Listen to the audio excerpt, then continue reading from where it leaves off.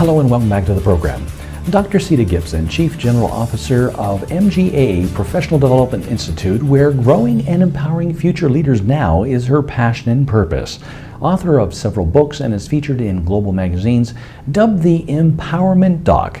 She is an executive leader and career strategist who inspires others to succeed to the next level of success and excellence without limitations. She delivers stepping stones to success and is results driven to empower you to succeed. She is featured in professional magazines, radio interviews, and is featured on Empowerment Voice Now Radio nationwide. She's a coach, inspires, empowers, transforms, and Dr. Cita joins me now live from Florida. Hello, Dr. Cita. Welcome to the show. Thank you, Andy. How are you? I'm great. How about yourself? I am doing well, thank you. That's good. Well, I'd like to start off by asking you, what is the mission of MGAA? The mission of MGAA Professional Development Institute is to provide local, national, and global training for individuals and organizations to get them to their next level of success and to have them to have peak performance, basically. Okay, so what is your vision of MGAA?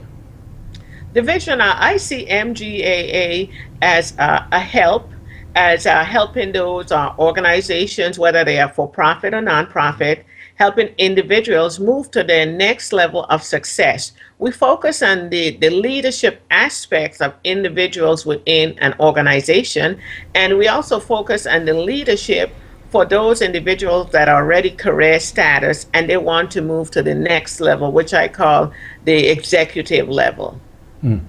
And how do companies react when you go in there and assess what they're doing and then find problems? How does a company react to something like that?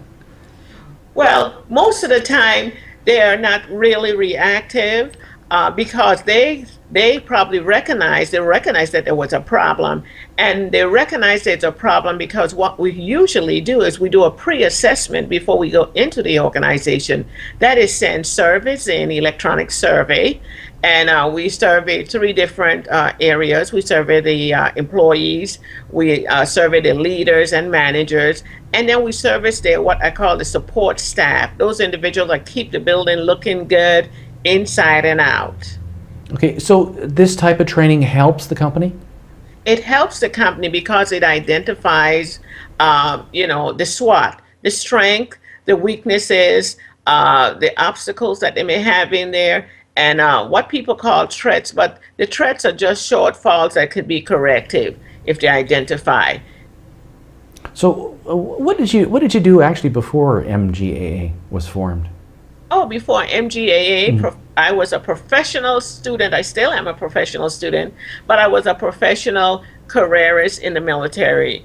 I was an Army colonel, lieutenant colonel, and I retired. I was in for 29 years, 7 months, and 28 days. And then I also worked for Department of Treasury as a senior manager, a branch manager. And I also work throughout Department of Defense. And my last assignment was with Homeland Security, a special assignment I had as a manager. Well, that's amazing. That's amazing past, really. So you're using that as your springboard to show companies that with your leadership that they can improve as well. Exactly. And I'm not just, talking the talk. I have walked the walk. Sure. In most organizations where I served, they used to call me the cleanup woman. And I know that sounds funny, but they call me the cleanup woman because I would always go in after a manager that had had a lot of problems with the employees, or I would go into a unit that was broken and I would have to start from the bottom up. There was actually no failure for me because they were at the worst stage and I was taking them to another level. So how did you get started in your passion of doing this? I actually got started with the passion for growing and empowering future leaders, and they call me the Empowerment Doc because when I was a careerist and I wasn't always a lieutenant colonel, I came in at the bottom of my game. I was a private, and I saw the leaders. I saw some of the leaders and I said, I want to do that, you know. So what I did is I empowered myself. I read my books, I went to school, I got my degrees, and I was always, most of the time, I was the only one, the only woman, or the only African American, you know, woman, or the only other. They call me other because I have an accent, and that accent stems from my ethnic background, which is I'm from the Virgin Islands. I'm from the Caribbean. My dad was Dutch and my mother was British, so I am a blend of two different cultures. Yeah. So how did now you're talking about your book too? So let's talk about that. To add on to that, I'm sorry, but to add on to that, a lot of people saw what I was doing and how I moved up in the ranks fast, and they would ask me questions. Well, what did you do? How did you get this? How did you get promoted before me? And I would tell them what I did. You know, they wouldn't see me doing it. They were out partying and having a good time. And I was going to school at nights. I tried to read a lot and empower myself because, you know, I always knew that knowledge is power, and wisdom is the principal thing. If you have wisdom, people could take all the money away from you, but you know, if you have wisdom, you could fail and you can start over. So they saw what I was doing. I was a leader when I didn't even know I was a leader, because my peers, even some of my supervisors, they sought me to help them to move forward. So now your brand, Growing and Empowering Future Leaders Now, how did that evolve? That evolved, you know, from myself mentoring you know, soldiers, mentoring employees within the agencies where I work, from mentoring on board of directors from where I served. I serve in several national board of directors, and I do serve locally now in several boards as a part of volunteering, of giving back. And our friends calling me and asking me, you know, even though I'm not, you know, a full-time employee anymore, they said, we know you moved to this level. Can you help us? Can you mentor us? Can you coach us and help us move to that level? This is what I want to do. They would tell me what their passion is, and I would create a unique plan for that individual. We don't have a one-step, a one-size-fit-all plan, because everybody has a different path that they wants to go. And a coach usually just coach, you know, the individual, or they help that company move forward based on what they already have in their mind. We are sort of like the gatekeeper to help them get to that level, you know, to make sure they stay on task, on track, focus, and move forward. Their success is our why. It's why I am in business today. It's to help others to become successful and move to their next level of whatever that may be. And I tell people, you know, think like an executive leader. What would an executive do? Put yourself and put your hat on. Think differently. Think like an executive leader. Sure. So what are some of the key areas in your book, The Growing and Empowering Future Leaders Now? Can you talk about that? Yeah, in Growing and Empowering Future Leaders Now, we have created a one book, a small book that can help really any organization. It was first focused for federal employees and individuals in careers that want to move to the next level, but it's a book that you can mentor, instruct, coach, inspire, teach different levels at. The supervisor can use it to help the mentee, and the mentee can use it to get the skill sets that they need to move forward.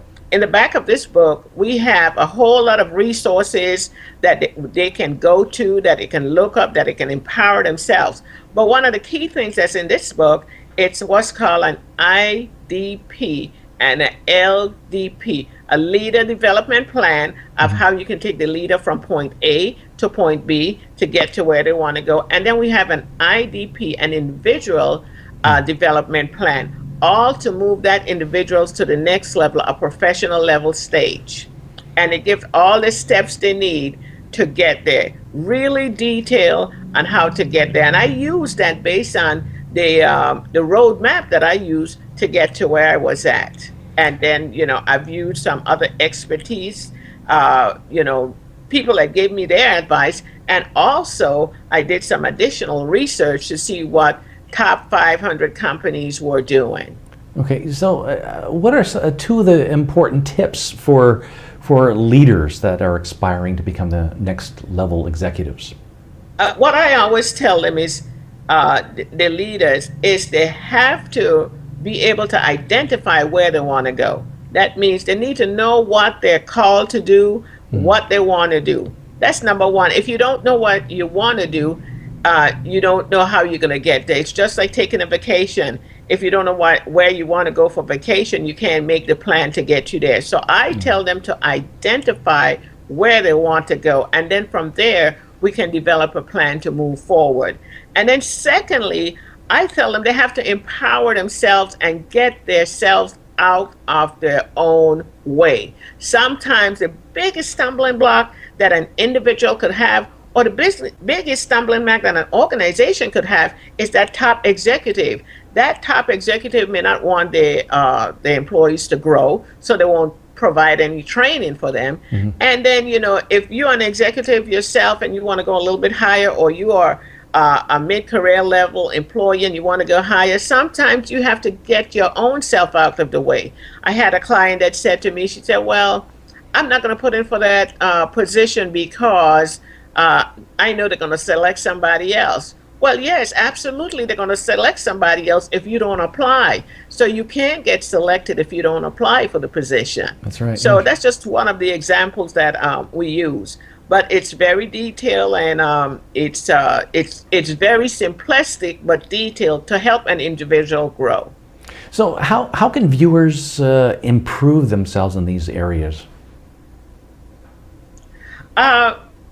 I would say you're talking about business areas. Yeah, just in general, for anybody who's watching, how can people improve themselves? Like I said, the one thing that they definitely have to have is a plan. They must have a plan. If you want to move forward, you must have a plan. An idea is just an idea that's in the wind until you put action to it. So you have to have a plan and take action. Secondly, you want to develop milestones, critical paths that you have to do and attain yourself, empower yourself to take actions in certain things. And one of the things that you should do, it's investing in yourself, is hire a coach.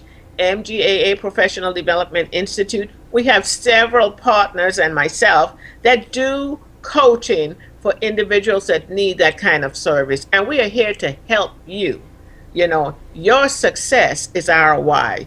We thrive on your success. And thirdly, you must keep your own self out of the way, and you must take action. And I would say also, in additional to taking action, you must network. And whilst you're networking, you must also build great relationships. Build great and good relationships. Relationships take you to the next level, because most of the time, in some cases, it's not what you know and how much you know. You can have a PhD times Z, but it's who you know. Who did you establish that relationship with? What kind of image are you carrying? I tell people the key thing too is their performance, their image, and the exposure they get can take them to the next level to become a top executive leader in any organization. And we are here to help you get there. That's great. And on that note, I want to take this opportunity to thank you for joining us today on the program. Well, thank you so much, Andy. It would been my pleasure.